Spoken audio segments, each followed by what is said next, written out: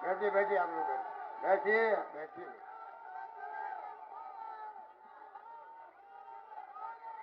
हमारे प्रभारी AICC के सुखदेव सिंह रंधावा साहब,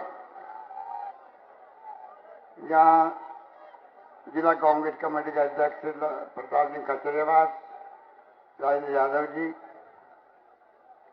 यहाँ उपस्थित हमारे मंत्रिमंडल के साथी प्रसाद मीणा जी, गोविंद मेघवाल जी, महेश जोशी जी, राजेंद्र यादव जी, लालचंद कटारिया जी, शकुंतला रावत जी, डॉक्टर चंद्रभान जी, डॉक्टर जितेंद्र सिंह जी, ममता भूपेश जी, टीकाराम जूली जी, मुरारी मीणा जी, महादेवी खंडेराव जी, कांति मीणा जी, आलोक बेनीवाल, दीपचंद खेड़ा साहब, गंगा देवी जी, अमीन कागी जी, बाबूलाल नागर जी, रफी खान साहब, राजकुमार शर्मा, वेद प्रकाश सोलंकी, GR खटाना, श्री गोपाल मीणा, रीता चौधरी जी, वीरेंद्र सिंह जी, JP चंदेलिया जी, हाकम अली जी, संदीप यादव जी, सुरेश मोदी जी, दस किशोर शर्मा साहब और ओम प्रकाश हुडला जी, और आपके क्षेत्र के लोकप्रिय हमारे कांग्रेस के उम्मीदवार रहे थे पुष्पेंद्र भारद्वाज, तमाम उपस्थित हमारे पदाधिकारीगण, प्रदेश के और जिले के भाई और बहनों, नौजवान साथियों, आप सबको मालूम है कि ये मीटिंग विशेष मकसद के लिए अभियान के रूप में है। आप लोग इतनी बड़ी तादाद में पूरे संभाग के आए हैं और ये अंतिम मीटिंग है संभाग की। अभी मैं कोटा से आ रहा हूँ। कल हम लोग भरतपुर गए, अजमेर गए, उसके पहले बीकानेर गए, उदयपुर गए, जोधपुर गए। सब जगह यही माहौल है जो आपने बनाया। और कांग्रेस की खासियत रही है, मैंने इंदिरा गांधी का जमाना भी देखा, जब उनको भी पार्लियामेंट लोकसभा से निष्कासित कर दिया गया था। उनको भी, आप में से कई लोगों को मालूम होगा, उस वक्त भी ये कांग्रेस की खासियत है। ऐसे वक्त में कांग्रेस एकजुट हो जाती है, सब मतभेद भूल करके।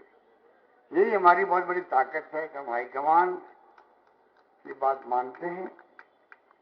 हाईकमान जिस रूप में आज जो सरकार बनी बैठी है, इनको पूछो कि आप यहां तक पहुंचे कैसे हो। इस देश में लोकतंत्र जो काम किया महात्मा गांधी के सानिध्य में, पंडित जवाहरलाल नेहरू, सरदार वल्लभ भाई पटेल,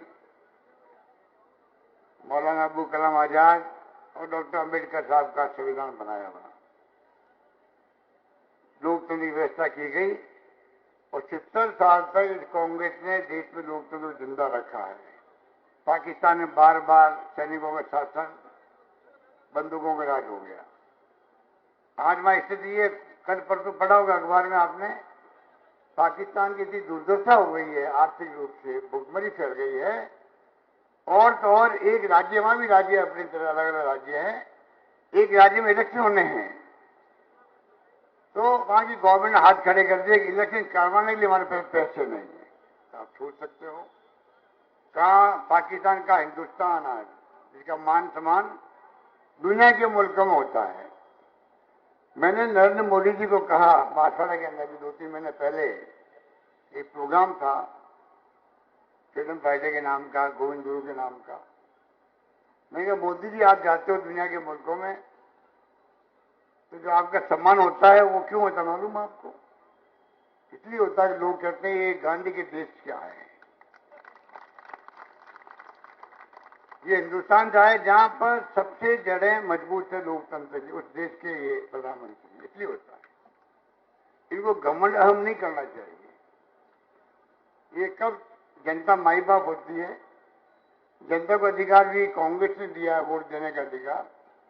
इसलिए आज चाहे प्रधानमंत्री हो, मुख्यमंत्री हो, MLA MP कोई हो, सरपंच हो, हम बुजुर्गों के पैरों में हाथ लगाते हैं, आशीर्वाद मांगते हैं बुजुर्गों के, दलितों के, पिछड़ों के, आदिवासियों को, भाई आप आशीर्वाद दो, मुझे कामयाब करो, चुनाव जिताओ, मैं सेवा करना चाहता हूँ।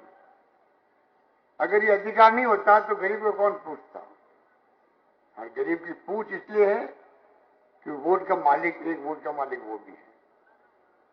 और इसीलिए आज लोकतंत्र जिंदा है, इसलिए प्रधानमंत्री मोदी जी आप प्रधानमंत्री बने हो देश के। हाथी कह दिया कांग्रेस मुक्त भारत बनाएंगे। 70 साल में कांग्रेस ने क्या किया? दुनिया के मुल्कों में जा जाके आपने बातें कही है कि 70 साल में वहां कुछ नहीं हुआ है। इस देश का मान सम्मान तो वहां जाके आपने ऐसे कमेंट करके घटाया। राहुल गांधी को कह रहे हो आप लंदन में जाके बोल के आ गए। क्या बोल के आ गए? कोई गलत बात नहीं बोली। हिंदुस्तान में बोलते हैं वही बात वहां बोली उन्होंने।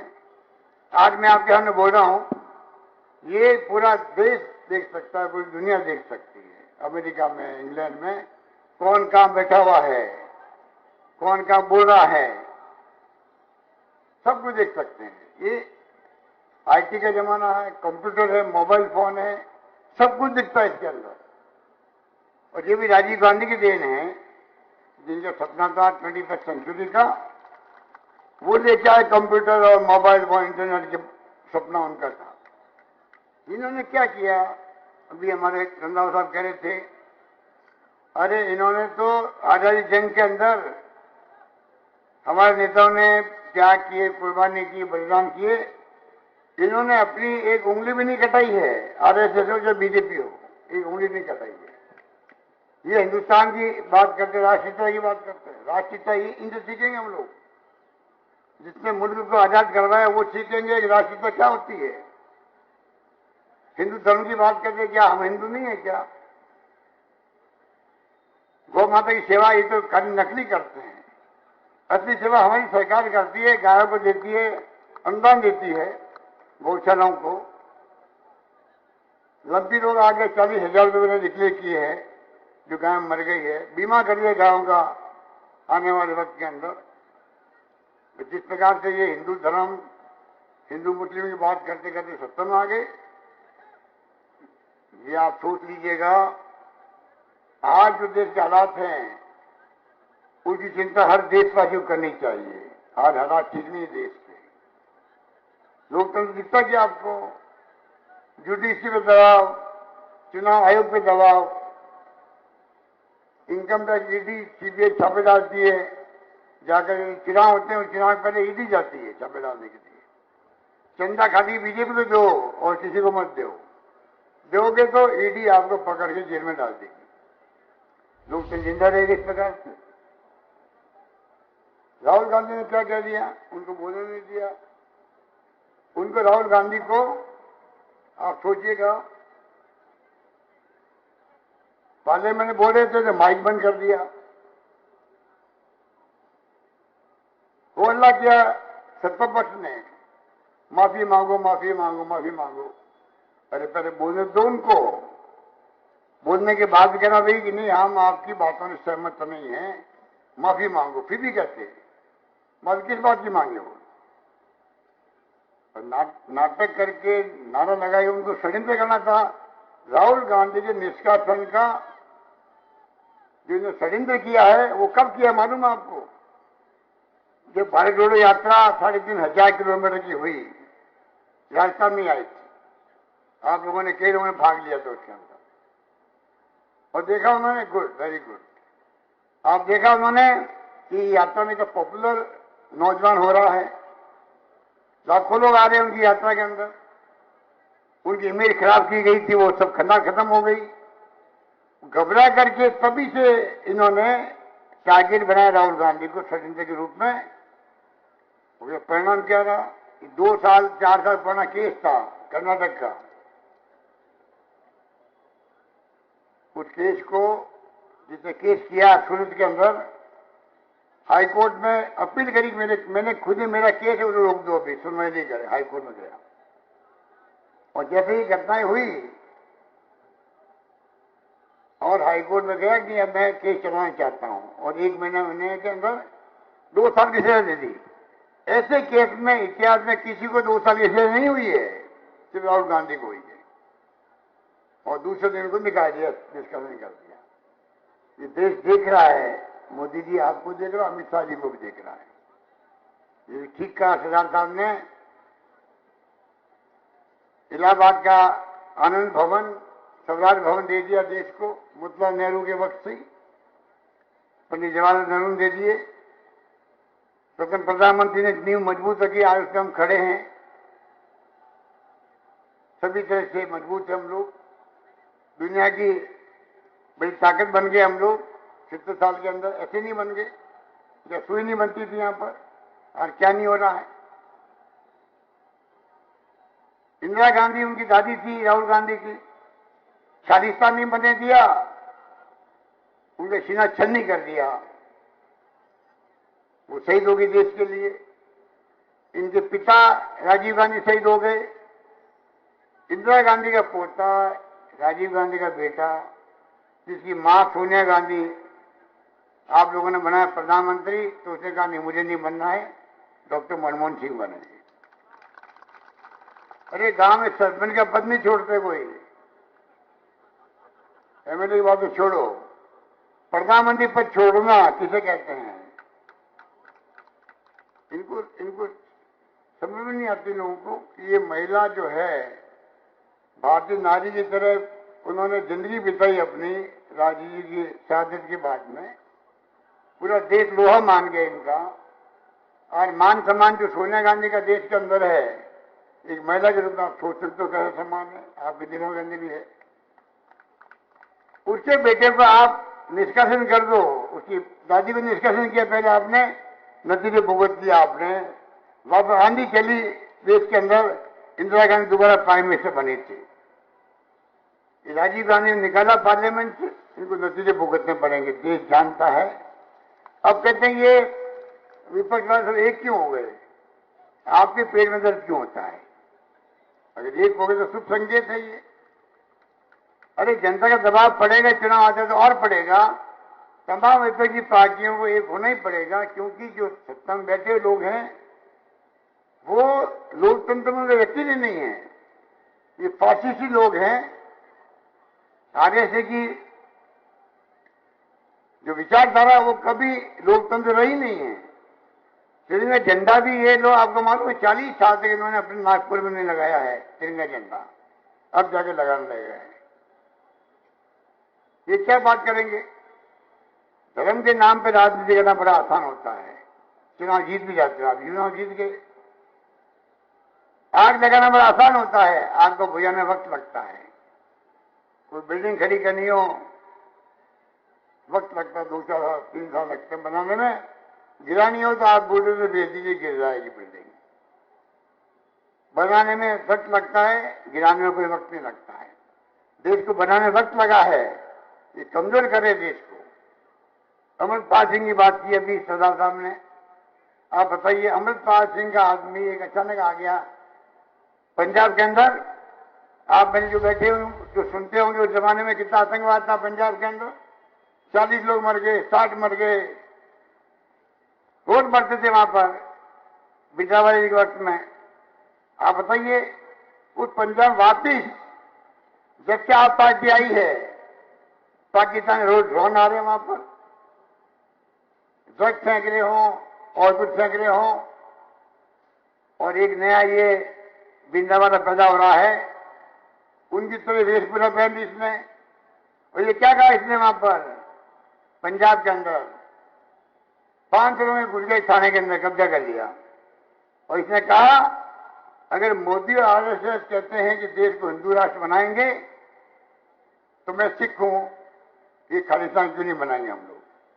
मुझे हिम्मत देखिए आप, हिंदू राष्ट्र बनाने की बात करेंगे तो मैं क्यों नहीं बात करूंगा खालिस्तान बनाने की बात? उसका हौसला बढ़ गया। अरे 50 साल पहले आप मेरे कुछ लोगों को मालूम होगा दक्षिण की राजधानी उठती थी अलग होने की देश से। जो लोग जानते इन बातों को, इतिहासकार को मालूम है। अरे रशिया जो इतना मजबूत राष्ट्र था दुनिया के, अमेरिका के मजबूत बराबर मुकाबला था उसका, हमारा मित्र था वो। इंदिरा गांधी ने 2 टुकड़े किए, पाकिस्तान से बांग्लादेश बनाया, उस वक्त रशिया हमारे साथ खड़ा था, रशिया हमारे साथ खड़ा था। अमेरिका ने धमकी दी हिंदुस्तान को उस वक्त में, साधना बेड़ा उनका सुसज्जित था हथियारों से, आधुनिक हथियारों से रवाना कर दिया हमारे खिलाफ में। इंदिरा गांधी ने साधना बेड़ी की परवाह नहीं करी, रशिया हमारे साथ खड़ा था। इतना मजबूत राष्ट्र रशिया था। 16 टुकड़े हो गए उसके, 16 टुकड़े हो गए रशिया के। यूक्रेन जो अभी लड़ाई चल रही है 7 वर्ष से, यूक्रेन भी रशिया का ही पार्ट था पहले। जो 16 टुकड़े, 17 टुकड़े, 15 टुकड़े जो भी हो गए, उसमें यूक्रेन भी पहले रशिया का पार्ट था। आज वो अलग हो गया। अब रशिया जो छोटा बच्चा है वो और यूक्रेन लड़ रहे हैं अफगानिस्तान करके। तो क्या लगा रखा इन्होंने मजाक, हिंदू राष्ट्र की बात करते हैं। अरे जनता को क्यों गुमराह करो, बर्बाद क्यों कर रहे हो? सरकार बदलती है अलग बात है, उनमें हमें एतराज भी नहीं है। हमने खुद ने लोकतंत्र दिया देश को, कांग्रेस ने दिया है। सरकार बदलेगी अलग अलग, कभी न कभी तो बदलेगी।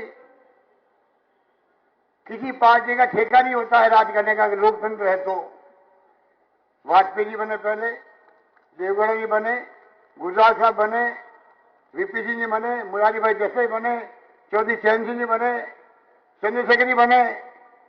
ये तो बनेंगे, इसमें ऐतराज नहीं है। और राहुल गांधी के खानदान का पिछले 32 साल से एक भी परिवार का आदमी कोई पद पे नहीं है, ना मुख्यमंत्री, ना प्रधानमंत्री, ना केंद्रीय मंत्री बना कभी।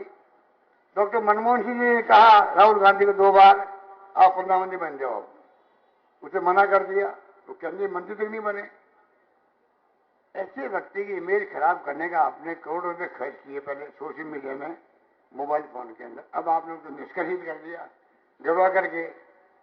तो लोकतंत्र कैसे बचेगा?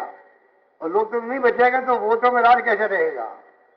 एक पार्टी का राज कैसे हो देश के अंदर, उसकी तो लोग जा रहे, फासिस्ट लोग हैं। एक जगह मैंने कहा हिटलर जो था पहले, जर्मनी वाला थाना था, वो बहुत लोकप्रिय हुआ था वहां पहले। अगर आप धर्म की बात करोगे तो लोकप्रियता आराम से आसमान छू लेगी आपकी। और बाद में क्या हुआ जर्मनी का? पूरा देश आज भी हिटलर को याद करता है। बर्बाद कर दिया पूरी जर्मनी को उसने।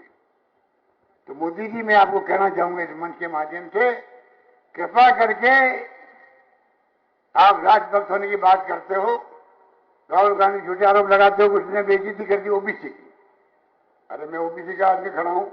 सोनिया गांधी मुझे क्यों मुख्यमंत्री बना दी पहली बार? सती जी को मेरे साथ रही, हमेशा बचपन से मैं राजनीति करता हूं।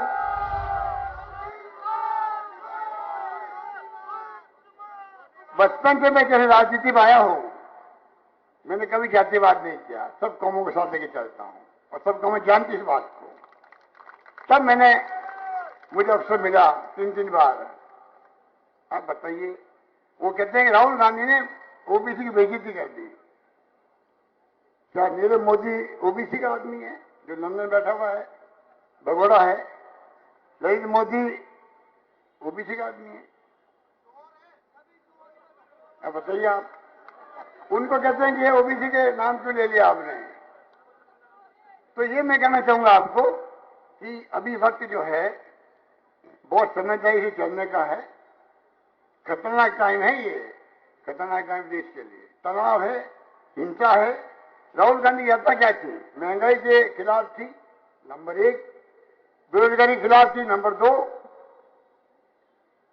आपस में देशवासी भाईचारा, प्यार, मोहब्बत, सद्भावना से रहे, भाई से रहे नंबर 3, हिंसा नहीं होनी चाहिए।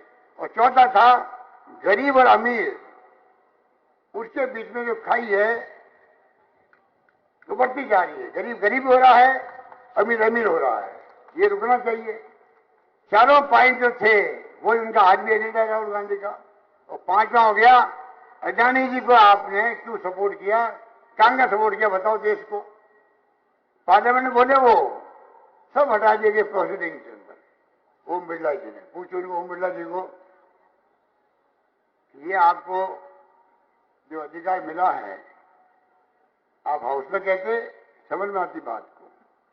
कायदा होता है कि जब हाउस में बोलता है स्पीकर, राजस्थान विधानसभा के स्पीकर हो चाहे वो लोकसभा का हो, तो मीडिया वाले समझ लेते भाई ये तो एक्सपेंड कर दिया गया, हटा दिया गया, तो उसको छाप नहीं सकता वो कई मामले में ऐसे होते हैं जब कोई बात ऐसी गलत चली जाती तो आपको आश्चर्य होगा, हाउस अड्डे होने के बाद में सारी बातें जो राहुल गांधी ने बोली थी, अडानी जी को लेके, मोदी जी के ऊपर आरोप लगाए थे, सब हटा दिए गए। देखो तो कुछ है ही नहीं वहां पर। इसलिए राहुल गांधी को बाद में बोलने नहीं दिया गया, हल्ला करते रहे। ये जानबूझ के जो षड्यंत्र किया गया, उसके अंतर्गत बाद में इनका निष्कर्षण किया गया। देश देख रहा है, अभी मीटिंग जो राजस्थान में हो रही है, ऐसी मीटिंग पूरे देश के अंदर हो रही है। मजबूत करना हम लोगों को। राजस्थान सरकार ने क्या क्या काम किए मेरे पूर्व वक्ता बता चुके हैं आपको, मुझे बताने की आवश्यकता नहीं। मैं तो आपसे अपील करूंगा, जो गांधी जी ने कहा था, जो सबसे गरीब आदमी है, सबसे अंतिम पंक्ति में खड़ा आदमी है, उसकी सेवा करो। तो मैं आपको कहना चाहूंगा, आपके वार्ड में, आपके मोहल्ले में, आपके जान पहचान वाला कोई भी हो, स्कीमों की जानकारी उस तक पहुंचे, उसमें आप हमारी मदद करो, जिससे कि उसको फायदा मिल सके। आज से हमारी स्कीमें, बजट आज 1 अप्रैल है, आज से लागू हो गया है। आज से जो सिलेंडर खरीदेगा महिलाएं या पुरुष कोई खरीदेगा सिलेंडर, 76 लाख लोग हैं जो उज्ज्वला योजना में हैं, चाहे बीपीएल के हैं, उन सबको 500 रुपए में सिलेंडर मिलेगा। नंबर 1।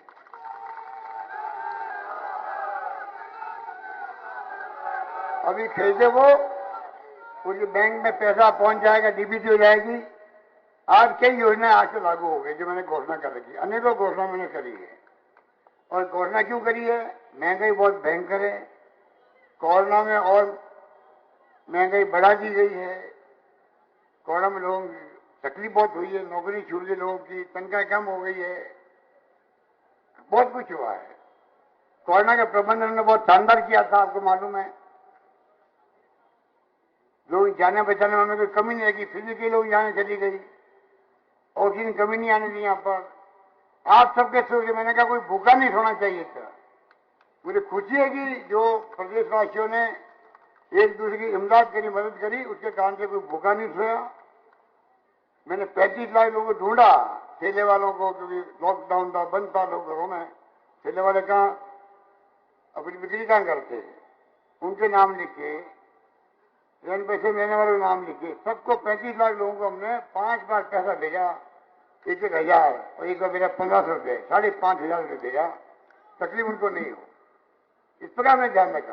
तो मैं कहना चाहूंगा, स्कीम हमारी बहुत है, उसको मैं अभी रिपीट नहीं करना चाहूंगा।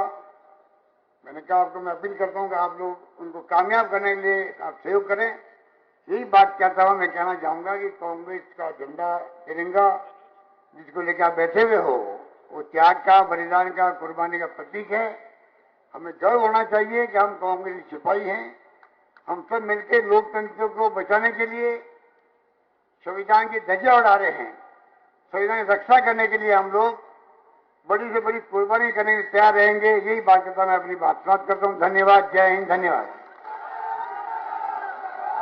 अशोक गहलोत, अशोक गहलोत। सांगानेर की धरा की पहचान पूरे हिंदुस्तान में रंगाई छपाई उद्योग के रूप में है। हमारे रंगाई छपाई उद्योग के 2000 फैक्ट्रियों के प्रतिनिधि यहाँ आए, जो आपने देखा है सामने। सीएम साहब ने डरो मत, ये रातों रात आज ये छप्पा इस सांगानेर की धरा पर नया बनाया गया है।